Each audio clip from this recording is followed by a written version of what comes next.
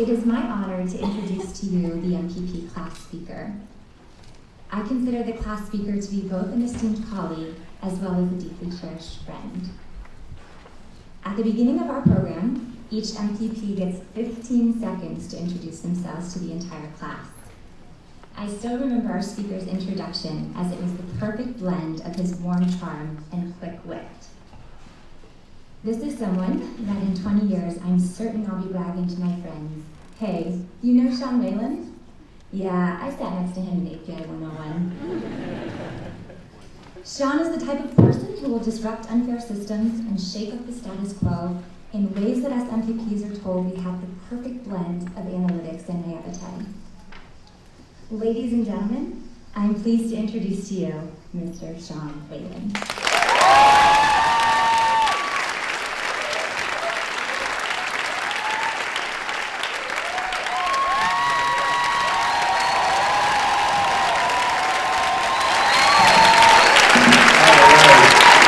Thank you. And thank you so much, Elizabeth Bennett. I appreciate that more than you know. Where are my MPPs? Where are my MPP2 Olympic champions, the gorgeous, gifted Gammas? Yeah, Gammas! Tell Tom Martin to settle down because I talked to the lawyers and they told me if I put gifted between gorgeous and Gammas, I did not need to pay royalties. Now, before I jump in, there's one thing I just gotta do. Mom, Graham, where you at? Yeah, there you are. All right, look.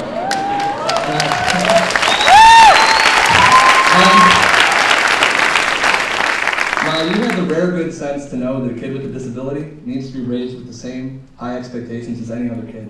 And you did that for me. And you had the tenacity and grit to make sure that my schools did it too. And Graham, you more than anyone else, kindled my passion for public policy and politics. And I just appreciate more than you can know the sacrifices you made to get me here today. And there's more, can't say anymore. So thank you, Mom, thank you, Grandma, all you guys.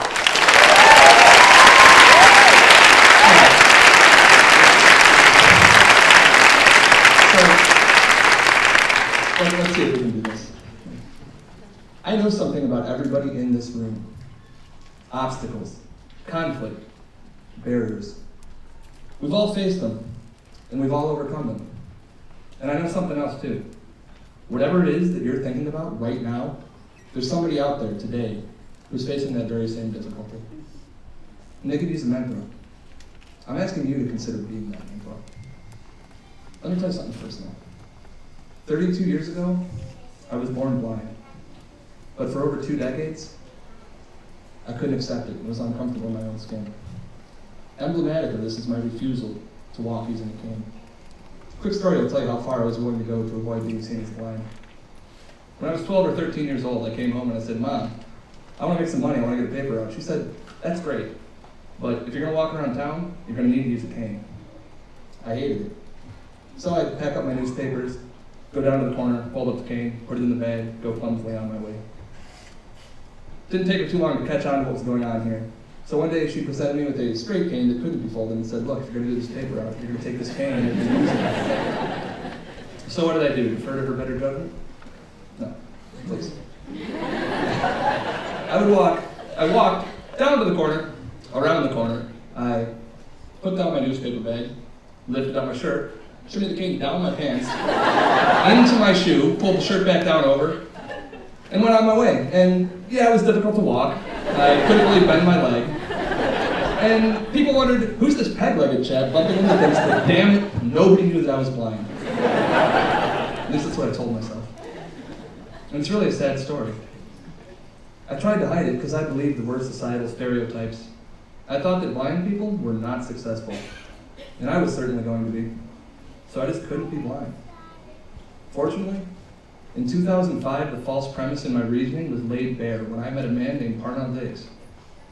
Parnell was a practicing attorney, active and respected in his community.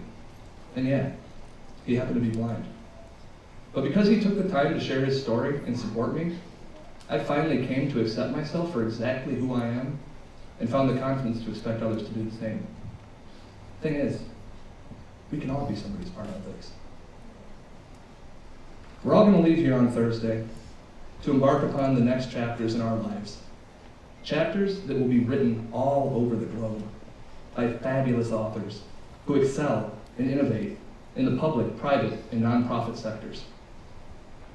And yeah, I know that we will, because so many of you all have blown me away with your kindness and your passion, with your intelligence and your dedication to making the world a better place. I've learned a great deal here at HKS. Chris Avery taught me that I'm a rational maximizer of intertemporal utility. I used to think that I didn't carry an umbrella because I was lazy and didn't think ahead, but it turns out my utility function just has a huge coefficient for wearing wet clothing. Akash Deep taught me about the value of real options, which was awesome because it finally gave me an intellectual basis for my complete inability to make binding life decisions.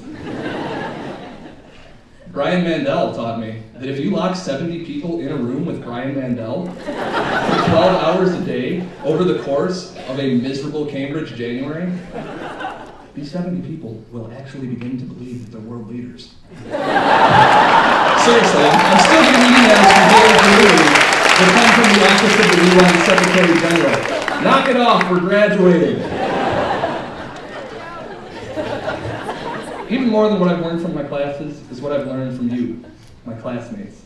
Over these last 2 years, I've had the most enriching and inspiring conversations of my life. It's been an immense privilege to get to know you. You've taught me, and you've helped me grow. My greatest regret is that I didn't have time to get to know each and every one of you. But fortunately, we have decades yet ahead. And I ask every one of you directly, please, let's keep in touch. So as we go our separate ways and walk our unique paths, I hope that we all remember to take the time to connect with the people who we find along the way. Are you an international student who left everything and everyone you know thousands of miles behind to dive headfirst into a brand new culture? Somebody needs to hear your story. Have you maintained a deeply held religious conviction, although some discount or dismiss you because of your faith? Somebody needs to hear your story. Have you felt the stinging injustice of racism, sexism, or discrimination based on sexual orientation or gender identity, yet found the strength to stand up and call these things out for exactly what they are? Somebody needs to hear your story. Look around. Find those who are now where you once were, and be a mentor. You can change somebody's life. And at the end of the day, changing lives one by one is just one more way that every one of us can go out and change the world. Thank you.